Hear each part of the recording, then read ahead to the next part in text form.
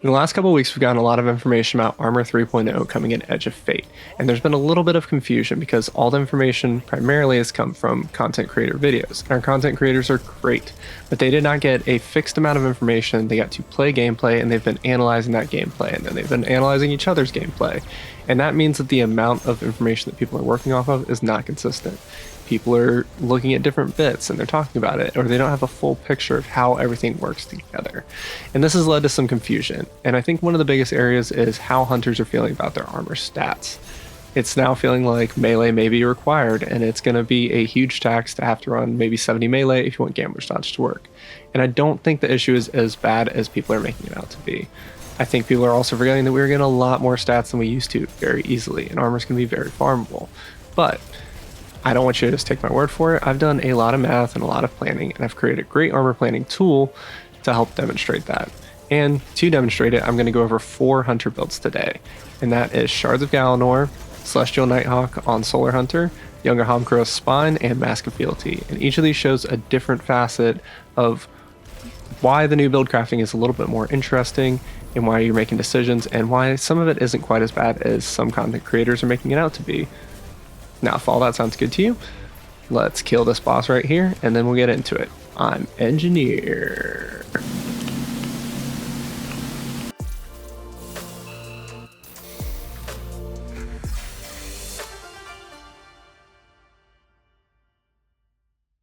As mentioned, my goal here is to give some clarity and some grounded feedback on the armor stat changes, specifically for hunters.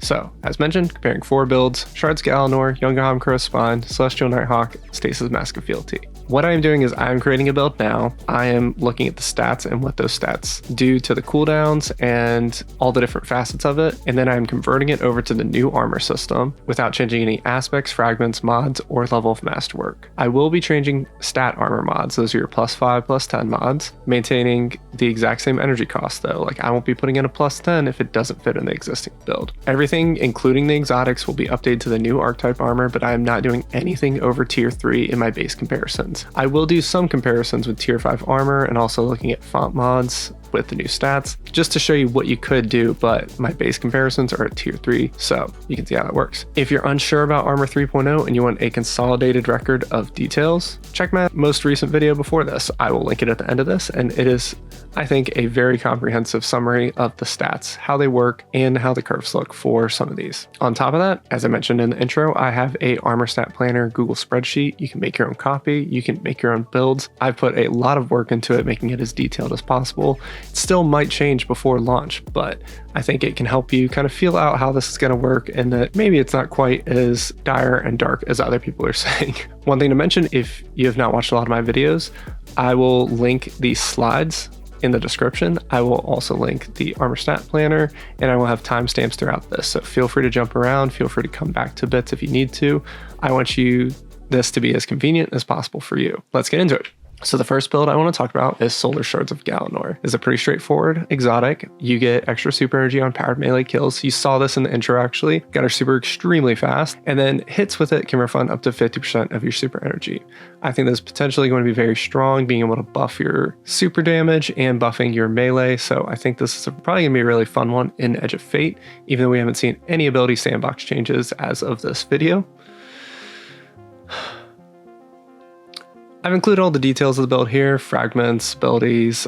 Generally the mods are focused on making orbs and super, and then just getting your class regen back, because that will help keep your dodge up in case you throw a melee and it doesn't kill, even though we're relying on the knock 'em down instant refund of melee on kill. But the gameplay is super simple. You just focus on powered melees to get super and just use your weapons for whatever else. So here's the comparison. My old stats, I had 60 mobility, 103 resilience, 40 recovery, 90 discipline, a little bit over 30 intellect, and 22 strength because we didn't need it because of Gambler's Dodge. Now, what I've done in the new armor system, and I'll include a link to the copy of the armor builder with all these builds in it so you can see exactly what I did. I was able to mostly just use the Paragon archetype, which has primary super stat and secondary melee stat. And so what that has done is that has got us to 150 super, which is well and above what we can do. It's going to give us some extra bonus damage. You can see that in this comparison table.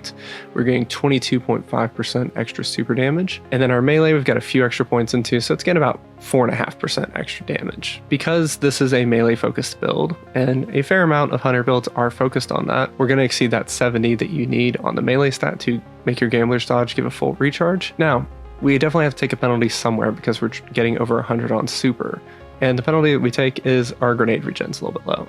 Grenade stat is around 50. Not terrible, but that's going to affect our percent regens, it's going to affect our flat gain factors, and all that. But honestly, I think that's a pretty small price to pay in this, and this build will generate a fair amount of fire sprites that will help keep those up.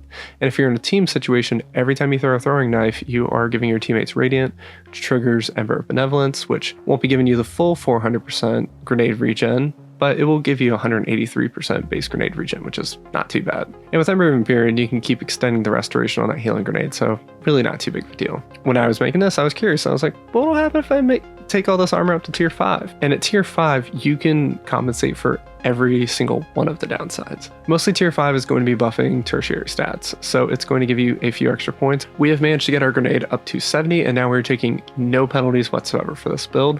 It is better in every single way than what we had before. Now, tier 5 armor will be hard to access. It is going to drop from the highest levels of endgame, but you can hit the same amount of stats, 75 points, at tier 4 too. So even if you never get a single piece of tier 5 armor, you will probably still be able to reach similar stat levels to this.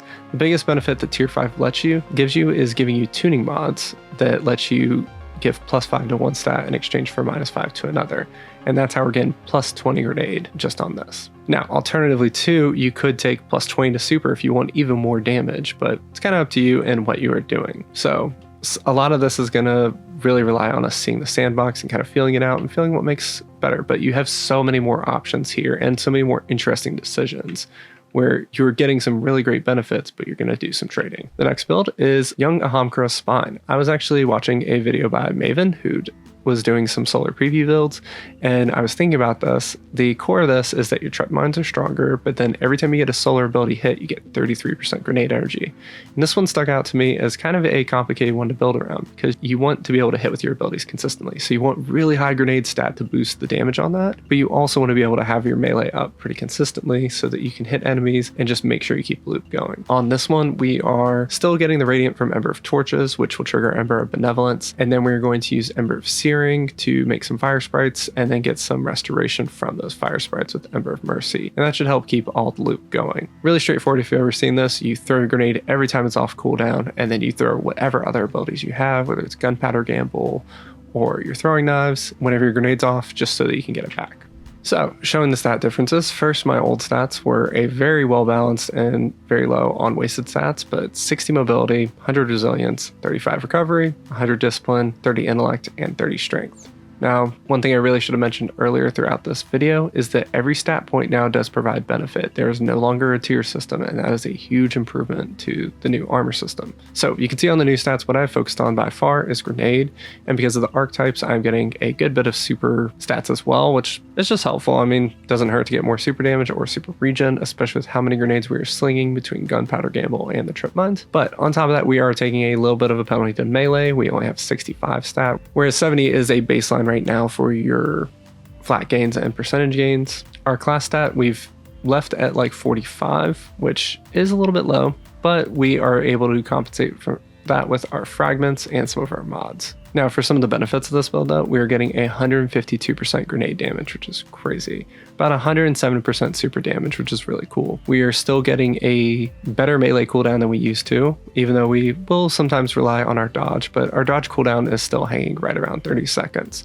We're just not getting as much of the benefit of Ember of Benevolence. We will get slightly less than a full melee charge on our Gambler's Dodge. It'll just be getting 90%, but honestly, that's not the end of the world, and we could even compensate for that by using a outreach mod on the class item so that our dodge also gives us a little bit of melee energy on top of what we get from Gambler's Dodge. There are ways to compensate here, is what I'm really trying to stress. Now, potentially, Young Ahamkra's Spine gives 33% fixed grenade energy on any solar ability hit.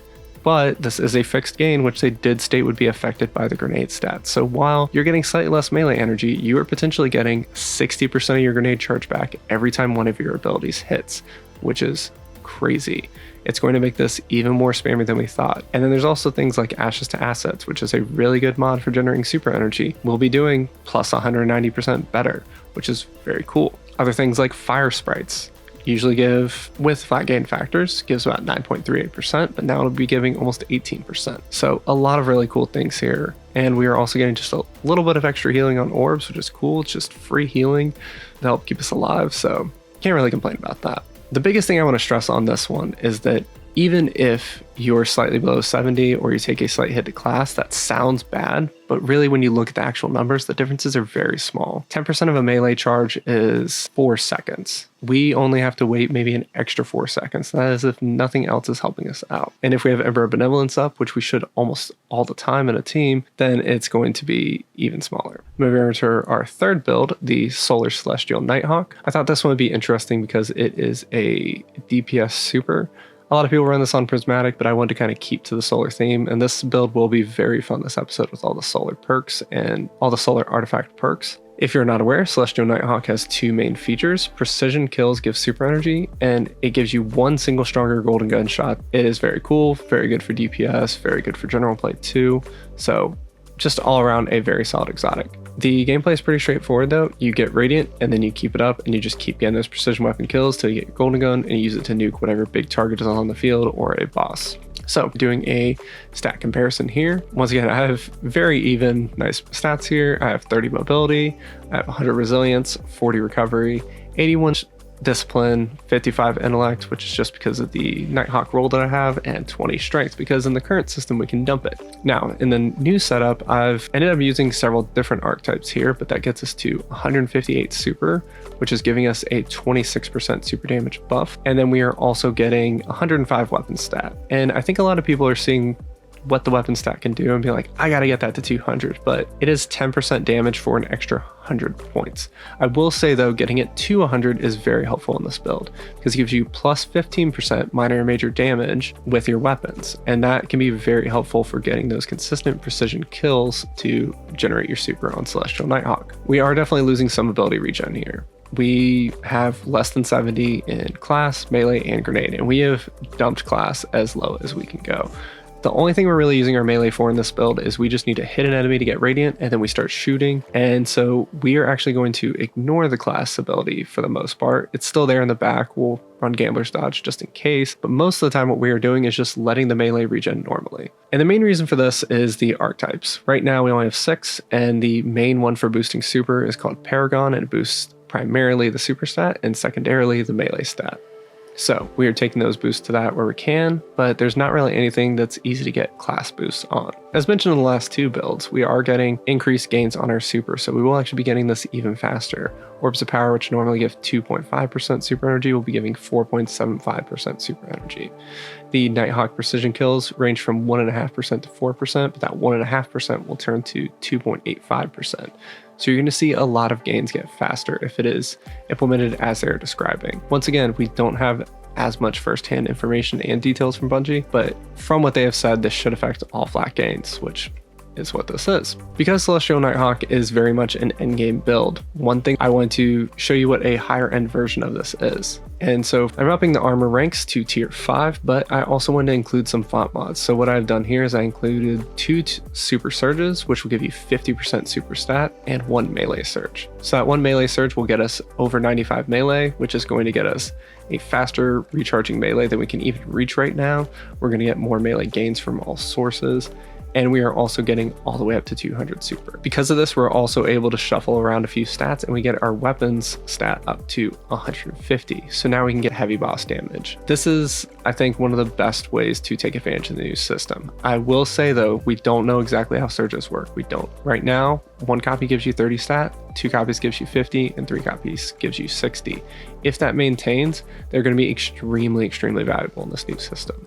Being able to suddenly get 22.5% super damage just because you have 2 mods on your helmet and some armor charges is going to be great. You can see here, every single thing is working better except for the class regen. I've still left the class stat low. I've actually even penalized it with some tuning mods, because we're just all in. But our melee cooldown is 28 seconds, and it'll be regenerating faster than that because we also have Ember of Benevolence, which is buffed up to 700% every time we do get Radiant or use a healing grenade near a teammate. So all this is very good. There is a lot of potential here, and I know it's kind of scaring people that some stats may be required, or you can't just do two 200s, which isn't actually possible without a lot of font mods.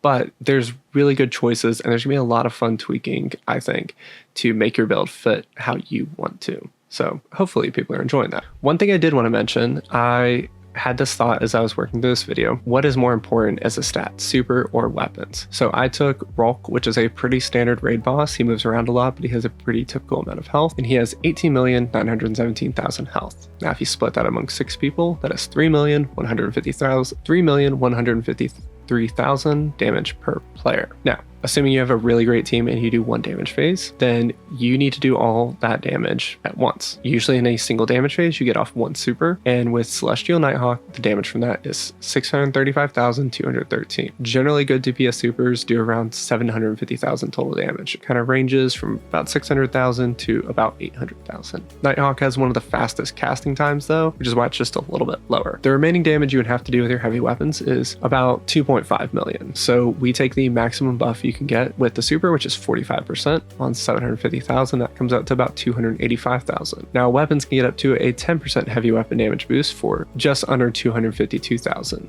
The super gives a bigger benefit, and this is on a single damage phase. If you divide that number in 2 and you are able to get your super off in both damage phases, the super just absolutely clobbers the weapon damage. In conclusion, super is more valuable for boss DPS most of the time. This might shift if you had a very long damage phase, but honestly, you're probably going to start running out of heavy ammo. The special benefit is 15%, which is nice, but there's not a lot of special weapons that do very great DPS, so generally super is going to be more important. So definitely keep that in mind. I see a lot of people eyeing that weapon stat for DPS, and maybe on like contest clears it's going to be just what you need to get both, but that's it. Another thing to mention, Sanguine Alchemy Well is very popular right now, and it is very good. It will actually most likely benefit from both super and weapon damage, because while you're in your own well, your damage is converted to super damage. So absolutely focus on super in that build. I will say getting weapons to 100 is very helpful for a lot of builds. Making your ad clear just a little bit easier is going to be really nice and just take some of the pain off during those. Last build, I wanted to show an upside of one of this Gambler's Dodge issue that people are thinking about. And I'm talking about Stasis Mask of Fealty. This is an exotic added in episode Revenant and is super fun. Its 2 main features are it will create crystals whenever Withering Blades, that's your Stasis Shurikens, bounce, and then every time they hit something, whether it's an enemy or a wall, you get 7.5% melee energy. On top of that, we're going to take Winter Shroud, so we get the boosted class regen every time we slow enemies, and we get some damage resistance whenever we dodge. Then we're going to take Grim Harvest, so we can make Stasis Shards, which will feed Frost Armor and give us some melee energy back. It's a pretty straightforward build. Literally all you have to do is just dodge, throw melees, and maybe shoot some crystals once in a while just to shatter them and take out some enemies. It is a lot of fun, and I'm very excited to break it out again. And the armor stats are going to make this utterly insane. First, my existing stats are 70 mobility, 100 resilience, 55 recovery, 88 discipline, 34 intellect, and 38 strength. Once again, this is in the current paradigm where we don't need to focus on strength because we're just relying on the class ability. But we can actually focus on both melee and class really easy here. Now, I was looking at this originally, I was like, all right, I need to go all in on melee. I need to get it as high as possible and boost the damage. But I don't know if you've ever used Withering Blades, they don't kill a lot. And even with an extra 30% damage, they are not going to kill a lot. The biggest damage from this is freezing enemies and then shattering them, because shatters are very strong. Frozen enemy shatters are actually stronger than crystal shatters, but both are great and they have great AoE. So that's where most of the damage here comes from. We don't need melee to be above 100, but we want to get it to 100 because we want it up constantly. So instead, just thinking through this, once again, stasis grenades don't do a lot of damage. We don't need to get that high. I focused on class, and the reason for that is that we will be able to get our dodge so quickly. At a 100 class stat, we will be able to get our dodge down to a 13-second cooldown. And then every time we slow an enemy, our class ability regen goes up 760%, which is utterly absurd. That class cooldown, by just some rough math I did, is going to be like 4 or 5 seconds. And you know what's really cool? Every time we dodge, because we have a class stat above 100, we are getting 18 overshield. And that overshield only lasts 5 seconds, but you know what we can do about every 5 seconds? We can dodge. So you're constantly just getting extra HP every time you dodge. On top of that, our melee regens are also boosted.